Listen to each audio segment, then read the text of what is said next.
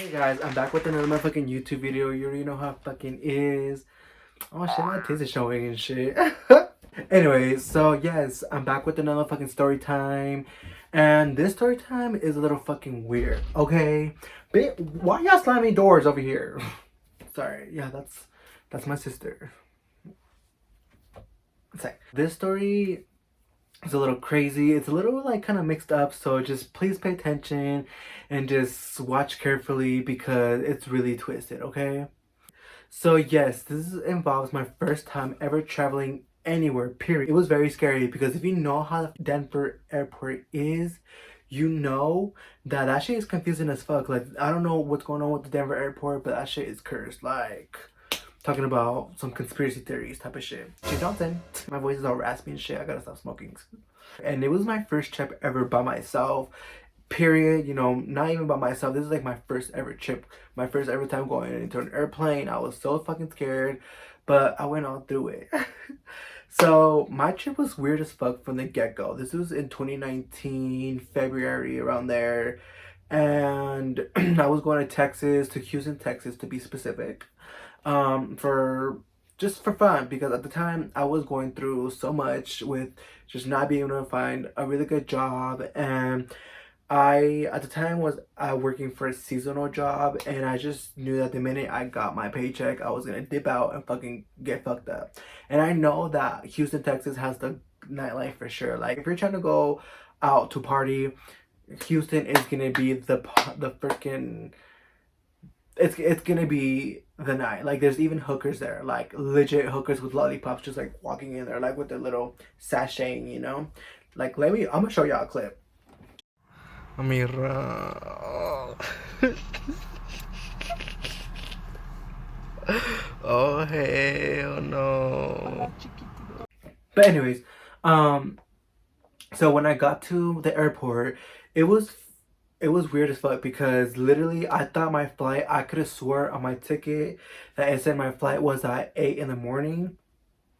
Girl, this whole time it was at 8 in the motherfucking night. I had to be at the airport for a good 14 hours because I got there a couple hours ahead. Airports can be a little crazy, so I just decided to get there a couple hours earlier than my flight time. So I was in the airport for a good 14 hours, but it's okay, y'all. Don't worry. I was catching up on my shows, and Vampire Diaries is such a good show. Team Stefan. Is there water anywhere? Bitch, I don't got water either. Oh, let me get a little closer. I'm like all the way over here and shit. And I get there. I'm obviously waiting for my flight in the next 14 hours. And while I'm there waiting in the waiting room or whatever, the lobby, whatever the fuck you want to call it, I witnessed these two old ladies arguing. And I don't know what the fuck they were really arguing about, but from what I could see, they were arguing about someone cutting someone off in line. And then they started arguing about which body part hurts the most. Like, oh, does your back hurt? No, my back hurts too, and shit like that. Like, do you have back problems? And it was just a bunch of nonsense arguing. Take a look. Do you have a spinal cord injury? Oh yes, You do? Yes, You have a spinal cord injury. Yes, I do. And you had surgery on your back. And No, because I have a things massive fused position with a and- bond and building. So that happened, and flash forward to, 14 hours. My flight is finally about to start boarding. And when I'm up there, I see this really, really, really cute ass boy, a cute ass guy, I want to say, He looked a tad bit older. He looked straight looking. And if you have a gay guy's point of view, you would know what I'm talking about. Like, you can look at someone and he's like, okay, he looks kind of straight acting, so he's probably like DL or straight in general. So I look at him and I'm like, okay, he's cute, He was Hispanic, he was Mexican, so he was dressed up in the cow boots, and he was dressed like with the hat, or not really like the cowboy hat, but it was more like the like Hispanic dad hats where they're like kind of curvy right here, and like baseball caps type of shit. So he was just like really, really, really cute, and I was like, damn, he fucking fine. But I went on about my business because one, I was just trying to get on my flight because I was tired of fucking staying in Denver for 14 fucking hours, and two, I just didn't think I was ever gonna see him ever again because we're at the airport, we're just trying to do our own thing. So I ignore him. I think he's cute, whatever. Tell me why, guys.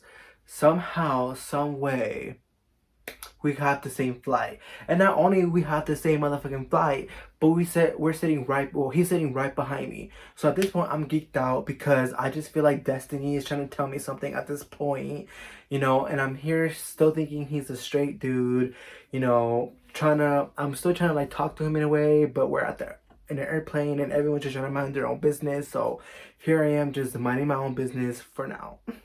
So then our flight lands into Houston finally after 14 fucking hours. It finally lands in Houston. I got my titties. Um, Girl, why am I itchy? Do I got freaking bed bugs? While we were flying, he fell asleep and he like kind of extended his leg out, and his leg or his foot was touching the back of my leg. And I was like, ooh, girl, I'm getting excited. Like, he flirting with me. He definitely flirted with me. Me just being delusional. Like, yeah, I've been falling in love in like 27 minutes. Like, you know, I was like, you know what? This is a perfect excuse to like talk to him. Like, maybe I can say something about this. I did not know what the fuck to tell him. So the minute we landed, the minute we got to Houston, the big, what is Houston known for? I don't know. The minute we landed, like, I was like, you know, I'm gonna tell him something. So we all got up, we were all getting our luggages and shit, or our carry-ons. And I'm like, did you enjoy your footrest? And he was like, what? Like, sorry, what? And I was just like, you put your foot on the back of my leg, like, while you were resting. And he was like, oh my God, I'm so sorry. Like, I didn't mean to. Like, I was just tired. Like, whatever. And I was like, oh boy, it's okay. Like, you're fine as fuck anyways. I didn't tell him that. Shit happens, he fell asleep, you probably didn't know. And he was like, yeah, like, my bad, like, I'm sorry. And I'm like, so that's when I was like, okay, like, we're talking. He led me to go get my bag, the baggage claim. And on the way we were talking and we were like kind of getting to know each other, you know. We asked our ages and you know, asked where we were from and everything. And he seemed like a pretty chill guy. He didn't seem like he was like, oh, leave me alone or anything. He didn't seem stuck up, so he was pretty open. And I'm still thinking at this point that he's still a heterosexual person, okay?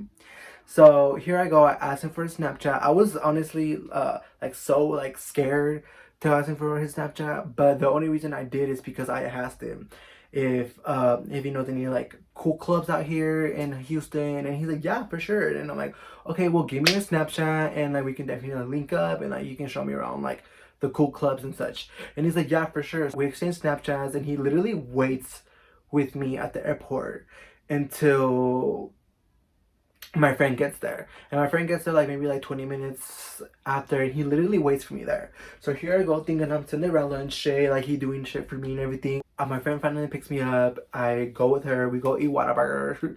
That's just bomb, by the way, y'all. Like, if y'all go to Houston or anywhere in Texas, Whataburger, it's just bomb.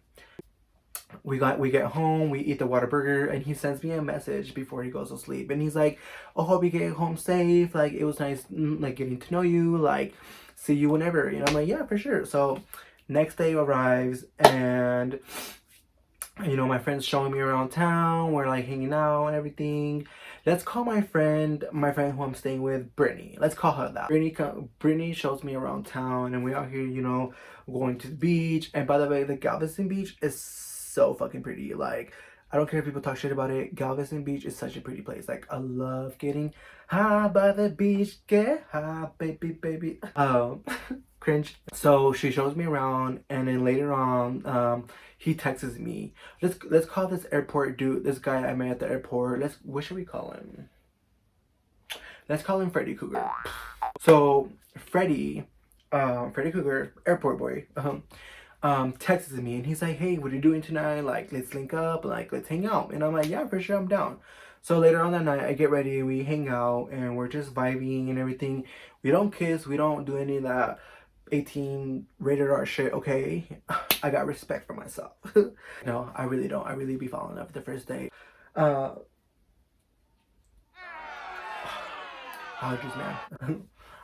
So we're keeping it G or whatever. We're keeping it cute and classy. And then he's like, well, like, tomorrow, like, I'm gonna go out. Like, let's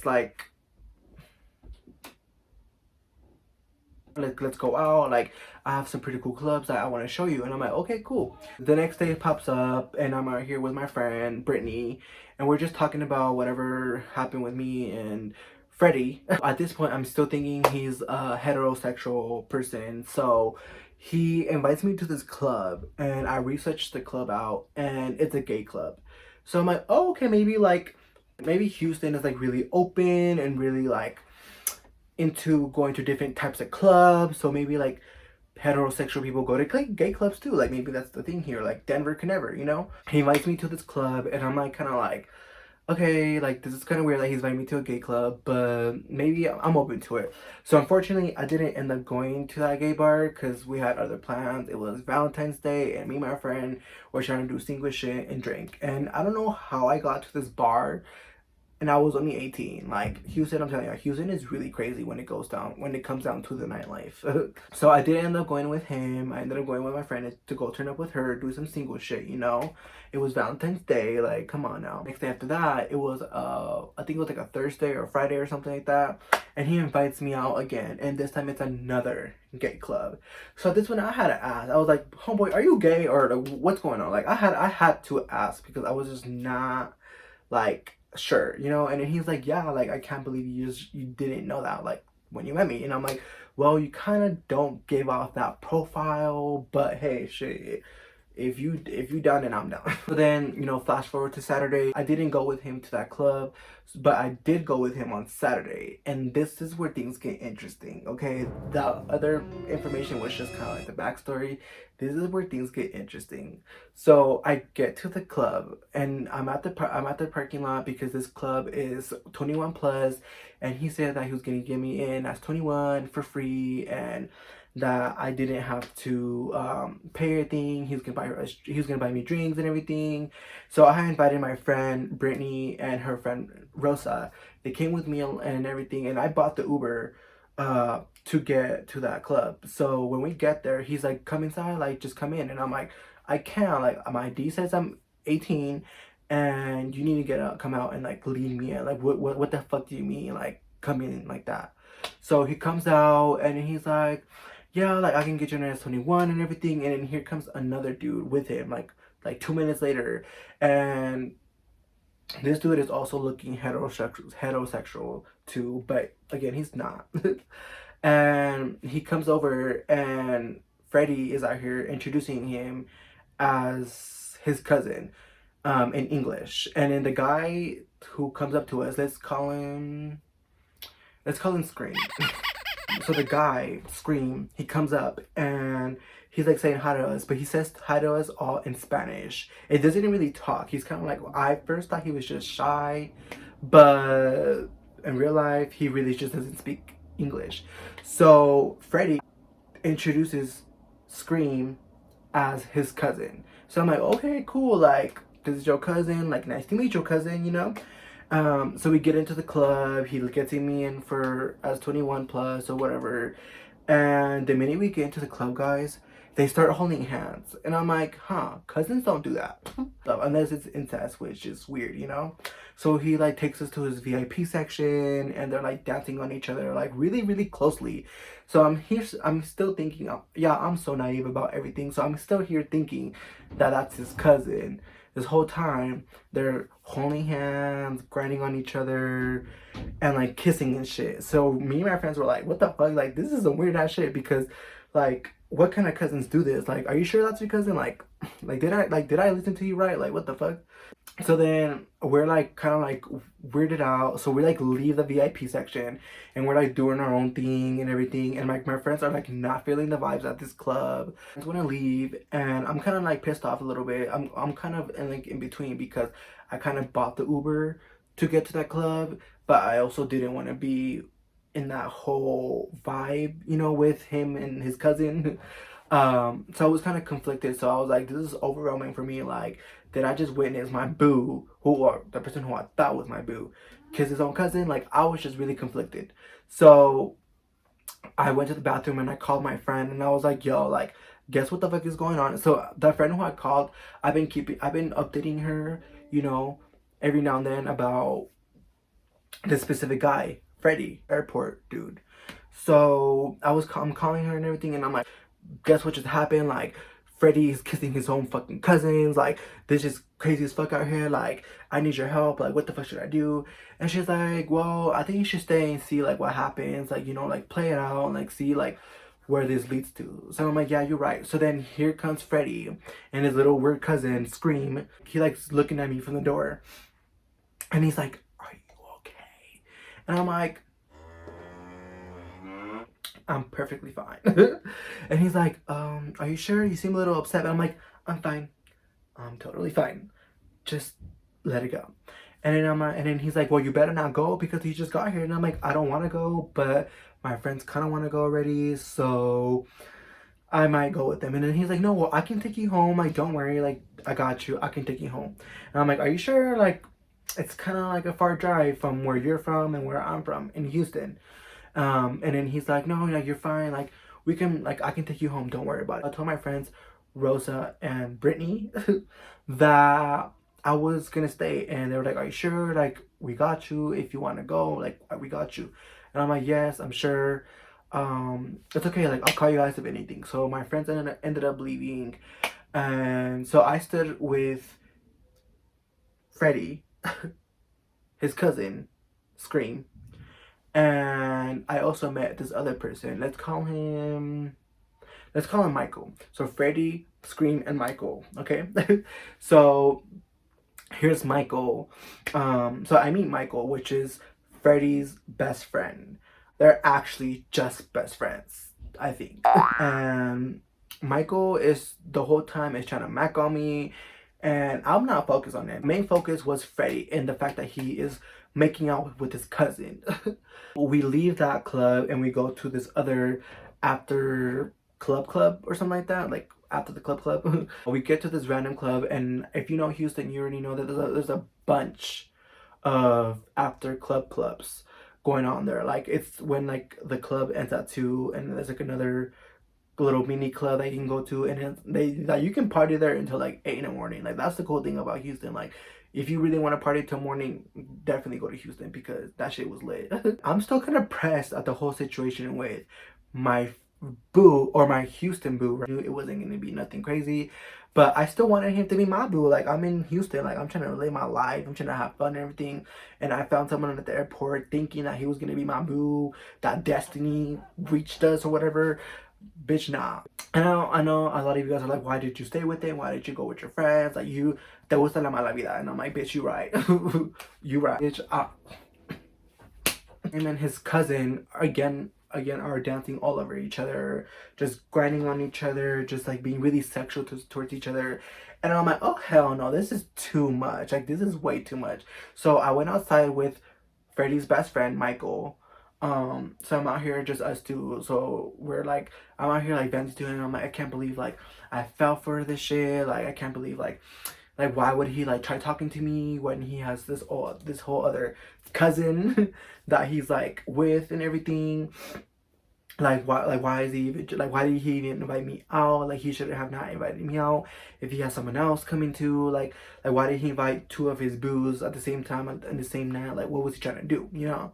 So his friend Michael is like legit like talking shit about Freddie. Like, to me, he's like, well, he's like, I don't know why you got with him in the first place. You got with me instead. Like, I'm loyal, he's not. He's a player, I'm not. Like, I'm perfect for you. And he's like not like your boo. Like, you're gonna have so much trouble with him. He's not good with relationships and shit. And I'm like, damn, boo, like, for him to be your best friend, you're talking straight shit about him. Like, if my friends said about that shit about me, I would have been pissed as fuck. Like, you're supposed to be the wingman, not the freaking boyfriend snatcher. I'm still pissed as fuck. I'm venting to him like outside in the patio, because you know how bars have patios and shit. Why would I include that? Comes this random ass drunk gay dude coming at me, and he's like, damn, you fine as fuck, and she like gets on me, like touches all over my body.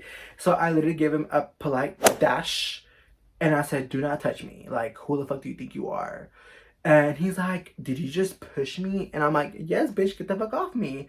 So he's like telling his friends, and he's like, y'all better get me the fuck out of here. Y'all better hold me back. I'm gonna whoop his ass. This and that. Someone get me the fuck out of here. And I'm like, you can walk your own ass out of here, bitch, because no one's gonna fall for your little scared tactic. I called you out, I pushed you, and you want to talk shit to me about pushing you, but you're not doing nothing. Bad Girls Club, Houston.